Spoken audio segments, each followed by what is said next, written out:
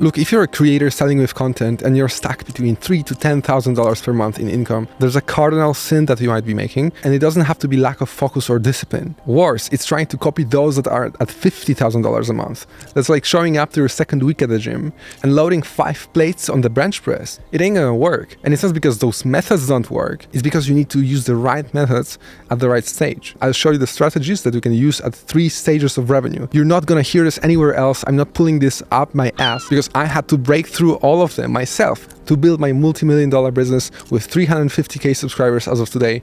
I don't have a content team that does everything for me. And every video I make brings my business at least 4 to 5 figures in sales. So at $0 to $5,000 stage, most people are here, and there will always be most people here. They make videos they want to make and not what people with money to spend watch. It doesn't matter what category you're in. This can be videos for gamers, musicians, finance, whatever. But the kind of videos you make for them depends on whether you'll be able to even break through those 5k in sales of what you have to offer. I'm not talking about sponsorships. If you want to make 2 to 3k per month from AdSense and wake up praying that the next month you're gonna get a sponsor, this video is not for you. What I talk about is a niche, which is who, so category, plus a pain point they have. So wannabe photographers is a category, and pain point they have is your niche. All right, if you don't solve this, you might get a sponsored video, get a couple of bucks from AdSense, but you're not building a business. You don't need a fully finished offer because you might be building a product for 2 years that nobody wants to buy. What you need is at least a directional answer to find a question who will eventually buy from me. Without that, pretty much every minute you spend on content is shooting darts blindfolded. This will be easier for you if you have a lot of past success already. Like Ronaldo got 20 million subs in like few hours, right? And since you're not Ronaldo watching this stage is the hardest. People see your subscriber count under a few thousand subs and they bounce immediately because they assume it's not worth their time. The algorithm itself is smart. It understands the transcript, it assigns your video to a bucket of viewers and shows it to them. But if they're not clicking or clicking but bouncing after a few seconds, you're just not gonna grow. This is what I work, for example, on this channel right now, right? Looking what you guys are interested in. That's why at this stage, at around 5 or below 5k, your job is to just find out what makes the kind of person that would eventually buy from you in the future click, then watch for as long as possible, and then watch another video of yours. Okay, but how do you actually do that? The first thing is how you frame the content. When nobody knows you, when you're saying, here's what you should do, you have the same kind of authority level as a homeless person on the street. So instead you say something like, here's what data shows, or I tested this and this is what happened. That gets people to listen to you before you've built the trust to skip it, okay? So you lead with proof, not opinion. And please, I see so many people doing this, keep your videos short because you're still figuring out what works. And if you spend a week making a 25-minute video that gets 40 views, it teaches you nothing and you just get discouraged. I'm not pulling this up my ass, all right? This is exactly how I built my other business channel to 350k subs of a buyer's audience that asks me when the next course is dropping. If you do this stage right, you'll start seeing people reaching out,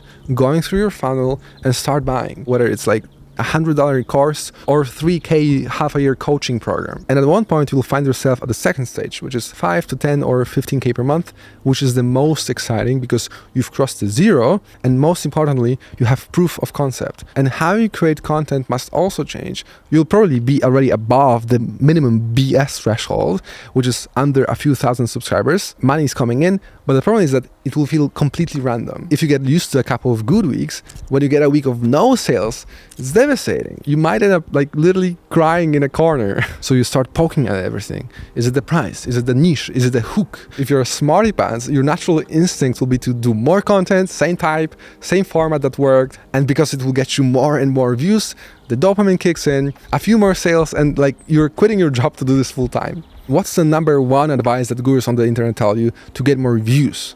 Take the outliers, right? Open up the 1 of 10 or the other websites and search for outliers. So videos that get more views than the average of the channel. This is a proven way to get more views. But the truth is, the same content that got you found is not the same content that creates trust and pre-sells your offer. And if you continue down that road, you'll end up with a bigger audience that buys less. This remaking outliers strategy is great, it's amazing at this stage, only if you ask yourself, will this attract my ideal viewer? Do I actually have authority to make this? And is this video even meant for someone at my stage? Because at 5 to 10k, you've already proven that you can make someone stay, watch, and trust you. So we stop asking questions, how do I get more views? Instead we ask, which views are actually worth doubling down on. Because having 5 buyers watching is better than 5,000 who will never spend a dime. So how do you actually figure out which videos to double down on? You just message your last 10 buyers and ask them, which video made you first trust me and buy, not just find me, okay? Like, you need to send the question around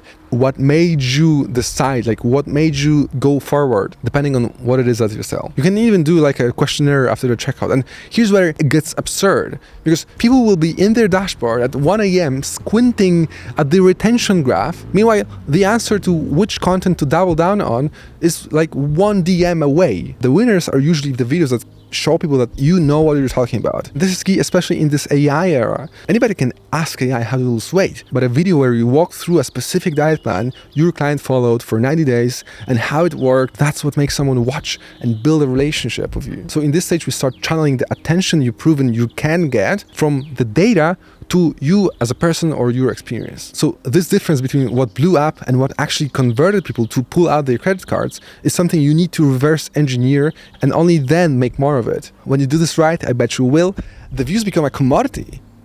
You'll be able to just get views if you want to. Views are a side effect now. Conversion is a metric. You can even buy views if you want. But what for? But there's one more ceiling at 20 to 25K. And if you're at this stage, I've been there for a long time. The mistake you can make here is very natural because the instinct or the good advice tells you to follow more, better, new. Before you try doing any better, you try doing more. If you maxed out doing more, start doing better. And only if you cannot do any better, only then you try new. So you try doing more, but then the more you make, the worse it gets. So you might hire more team, but then you max out anyway. The reason for all of this is because your revenue tracks your posting schedule almost 1-to-1, right? You get a big month, sometimes like 10x of what you usually do when a video pops off, but then you get a slower month when not. That's like a treadmill you build for yourself. You can never step off. And the worst part is that the pressure doesn't help. Believe me, I've been here for 7 years. It's not like constantly making content is fun. It can be if you do this right. I'll show you how. But the underlying issue is that your video library is made of spikes. Video goes up, peaks in a week 1 or 2, and then dies. So your revenue follows the same. What I found actually worked for me to break through this 20 to 25K per month line, at least for my educational YouTube channel, is going really hard on the right kind of evergreen content. Going and picking the single highest VPH, so views per hour, video topic in your niche, and then making the most complete, the most thorough video on the topic, better than anything that exists anywhere else on the platform, more exhaustive than anything else. It's hard, right? But the 25K limit, if you break through it, is, believe me, better than how hard it is. So you basically need to win the evergreen contest. You need to show YouTube that if someone searches for a solution on a problem they have, that your video is the one that keeps people watching the longest time. And if you don't, YouTube is just gonna put your competitor's video in your place. This is the holy grail. If you get this, it starts to work like digital real estate, sending you traffic of your ideal clients for years. And if you have the right system to convert those views into sales, this is when you break through. This is what I built my online business around. It's what makes you wake up to $1,000 in sales in the morning in a month when you didn't even upload a single thing. It does that pre-selling and selling work for you on cold traffic, whether you showed up this week or not. Like this video of mine, it's a topic about mastering music. It gets me 100 unique people a day looking for my solution. I just show them my expertise, encourage them to check out my offer, that I make sure that it's a no-brainer for them. Or this one is a behemoth. It easily made me 6 figures alone. And I know it's gonna keep making me money every week for 5 to 10 years from now.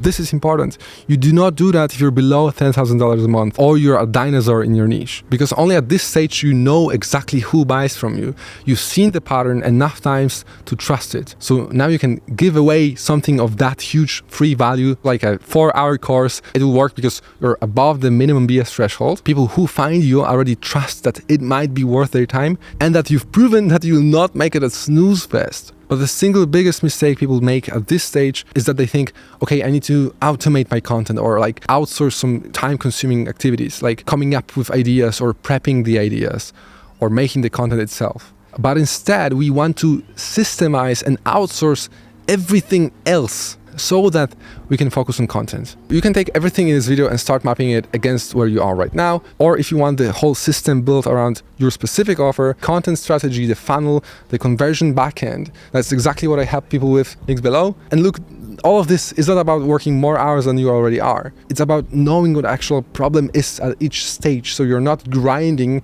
harder on the wrong thing. At the end of the day, you didn't start a channel just to be a YouTuber. You started to buy back your freedom. You want those Wednesday mornings when you wake up to sales where you're still eating breakfast. But all this evergreen traffic will not work if your offer is weak and nobody acts. So watch this video next.